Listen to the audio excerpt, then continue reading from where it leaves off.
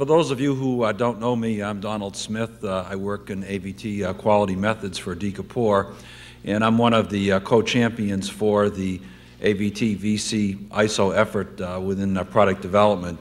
Chuck White represents my other half of the team in that in terms of the leadership, and he represents really the VCs as I represent the AVT. I'd like to just say that this is really a very big project for Ford Motor Company in terms of going through this process.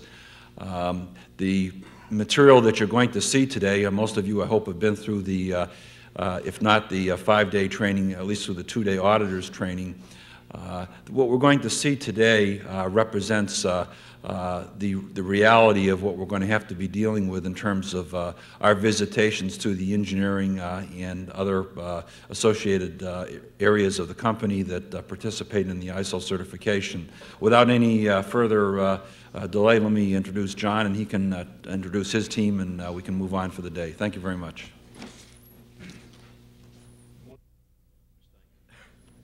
We have a small presentation for you this morning, which is entitled A Day in the Life of an Auditor. There are many types of internal quality auditor systems that you can run. We're going to try and demonstrate the two that we use. The first one is very much the traditional approach, which you will have been taught on the courses that you go on, and is really aligned with the ISO 9001 standard, and it's looking for all the elements of the quality system. It's very useful at the beginning of implementation, just as a health check to make sure that you've got all the elements in place. But quite frankly, it doesn't have much power, especially for Ford Motor Company, as we go into the maintenance of the quality system and its improvement. Okay, well, let's begin and see what we can discover.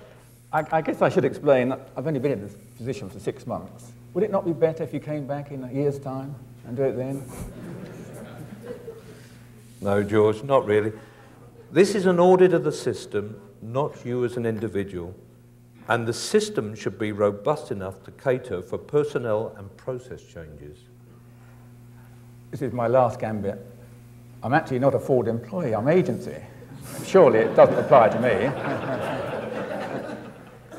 Well, as I said before, this is an audit of the system and therefore covers all the people, equipment and processes contained by it, including agency staff. Okay, let's get on with it then. Okay, and I've got, as an auditor, I've got a bit of an aside here because George is obviously very reluctant to be audited, and I'm thinking to myself, well, you know, what's the reason for this? And it's really provoking me, actually, to go for a deep dive. So he hasn't done an awful lot to help himself. George, what job do you carry out? I'm a component engineer, Dave, for the exhaust and catalyst systems for the CDW programs. Can you show me how you fit into the organisation structure? Oh, sure, yeah. I've got an organisation chart here. There we are. This is me. Okay. So now, you obviously won't be able to see this, but I'll sort of just hold it up. So I'm looking at an organisation chart, and indeed, here's George sitting down here in amongst the group. I'm just checking what the group is, and in fact it is the CDW group, and it covers exhaust systems, and that actually comes down and lines up with what George is doing. I see that your supervisor is John Salmon, George. Good man, yeah. Yes, yes, indeed, I've heard of him. Can you show me how he links into the organisation of the big PTSE VC1 group? Well, I do have this document, but it's only a proposal. But it does show that John Salmon works for Dave Goodyear